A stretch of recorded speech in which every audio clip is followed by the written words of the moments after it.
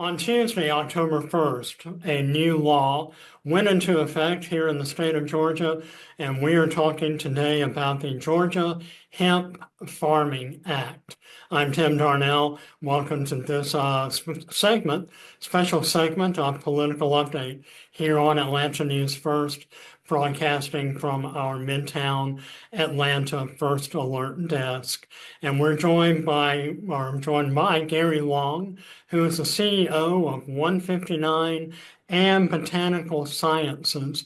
This is a manufacturer of hemp products here in Georgia.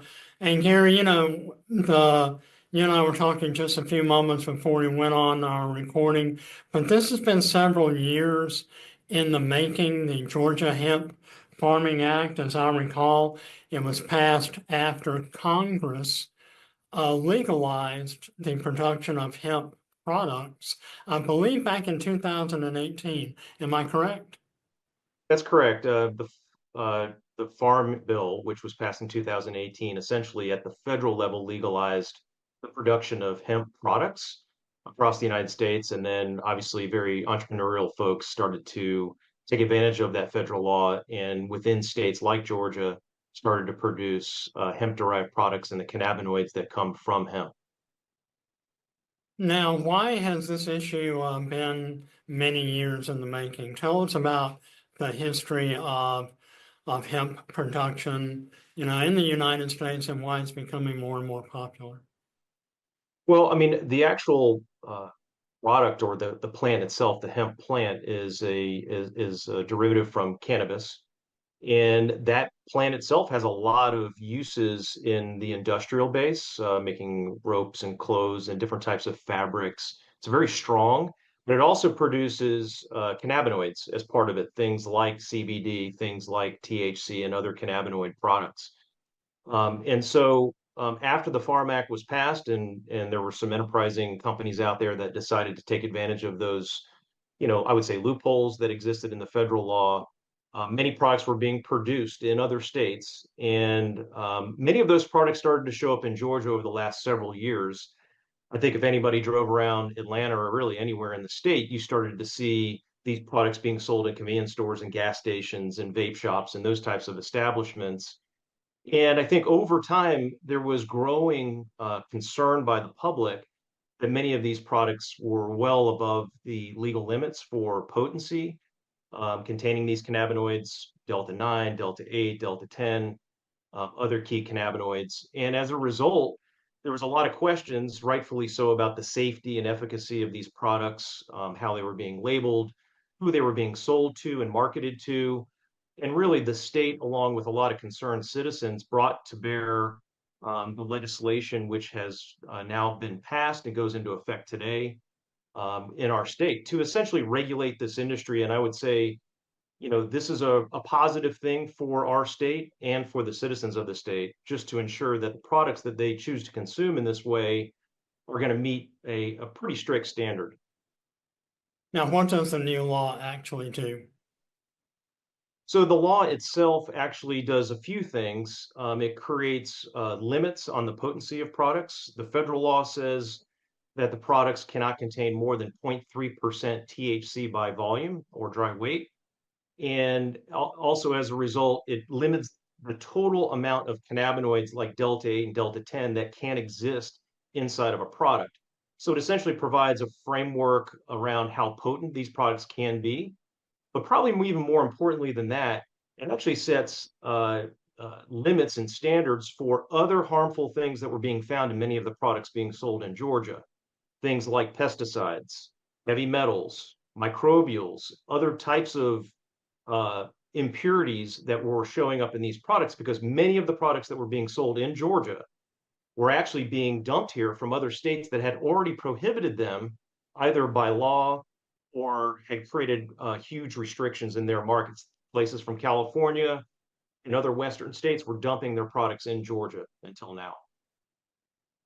So if consumers go into their local, high-end shopping center, strip shopping center, and they're going into their favorite CBD or vape shop or whatever, and they're looking for their favorite product, what if any changes will they find beginning Tuesday, October 1st, in terms of availability of product? Well, I think the availability of product is going to, change. Many of the products again that were once being sold that do no longer meet the legal requirements in Georgia, they will no longer be allowed to be sold legally in the state. And there's a framework that the Department of Agriculture has set up to actually govern that. In fact, they have jurisdiction now and a framework, a law framework, to actually enforce those individuals that are not complying with law. But specific things that consumers can look for and pay attention to are very specific labeling and packaging requirements.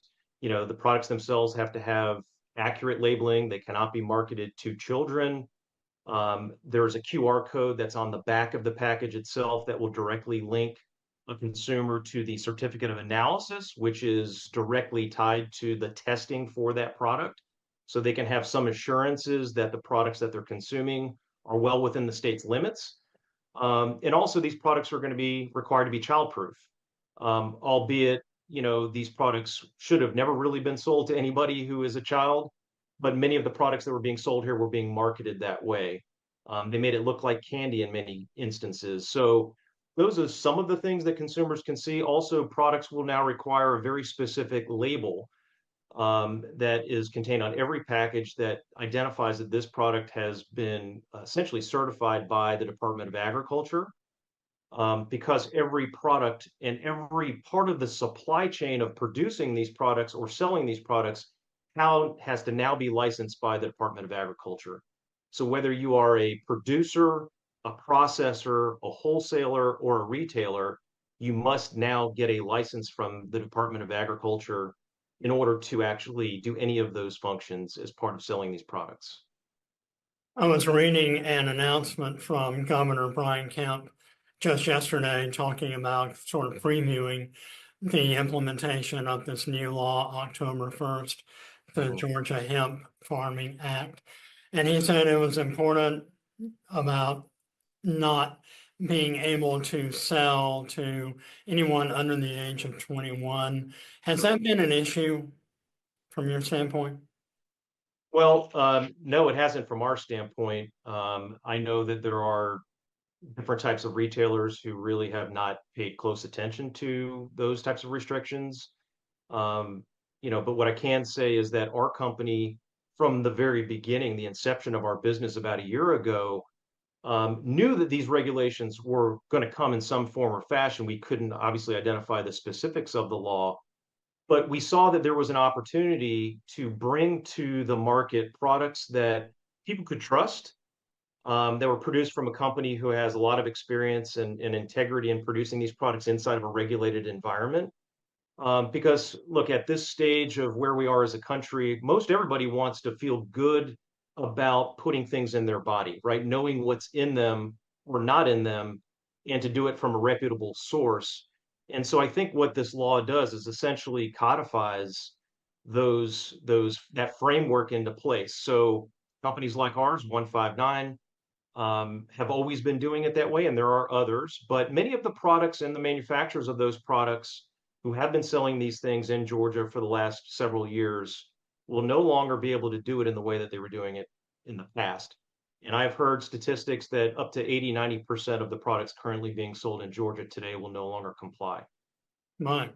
That's quite a statistic. Let's Yeah, talk about the future. I can remember a time when the mere thought of legalization of cannabis oil for medical purposes, quote unquote, so-called medical marijuana, that would help seizures or especially children who are suffering from horrible right, medical diagnoses that result in seizures. We've seen massive public relations campaigns right, urging the relaxing of rules regarding medical cannabis. Now we're at an age where these products can be, or some CBD related products can be purchased over the counter. Same way right. as if you're going to your local grocery store, just go right next door to your local CBD shop and purchase what you want. where is this industry going in Georgia? Where will we be 5 or 10 years from now? That's a really good question. And if I could pinpoint the answer, I would probably go buy a lottery ticket today, but I have an idea just based on the fact of how things have evolved in other parts of the country. And if you look at some of the macro trends that are going on across our country, um, to your point, many of the taboos that once existed about the use of cannabis or hemp-related products and the cannabinoids that exist within them are starting to now be legitimized in many ways. And because there's been a federal restriction, largely on the medical marijuana side of things, there hasn't been allowed to be research to be conducted. And so it's a little bit of a catch-22. There's a lot of anecdotal evidence and experiential evidence in the marketplace that for many of the disease states and conditions you described, that these products are actually really effective at reducing pain and anxiety, insomnia. It actually helps slow the progression of certain neuromuscular diseases. So people that have extreme effects from diseases and debilitating conditions have largely been relegated to having to consume high potency opioids to take care of pain related problems, or benzodiazepines, which essentially alter your mental state, and other types of heavy pharmaceutical drugs. There is a time and a place for every single one of those things, but I think as we have seen, as our country has evolved and have gone through a very serious crisis with opioids and other very harmful drugs like fentanyl and the things that are coming across our border, folks that want to consume something that is more organically based, plant-based, buying it from a reputable source that's licensed by the state, where again, where it's coming from. You realize that we actually are complying with all of the rules and regulations, both at the federal and the state level, gives folks peace of mind that if you choose to consume these products, that you can be assured that the products you are taking are going to be effective, they're correctly labeled, and they contain the things in them that you expect, and also the things that you don't want in them. And I think that's been a lot of where the problem has existed in our state. And to make sure they don't show up in the hands of children, there's been quite a bit of incidences of children and other folks actually, taking overdoses of many of these products because they don't know how much they are consuming. And then again, if it's marketed as candy or other food products in the past, some people had no idea what they were taking. And I think many of the regulations in this particular legislation are going to provide a framework for a lot of that to actually be alleviated. Well, the future of Georgia's hemp industry is one of those many political and business topics that will continue to follow here on Political Update here on Atlanta News First. Thanks to Gary Long, CEO of 159 and Botanical Sciences.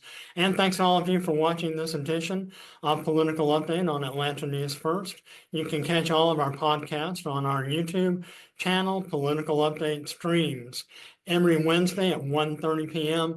And you can listen to all of the podcast from Atlanta News First on your favorite podcasting platform, be it Spotify, Amazon, Apple Music, or wherever you listen to your favorite podcast. Thanks for watching and for listening to this edition of Political Update from Atlanta News First.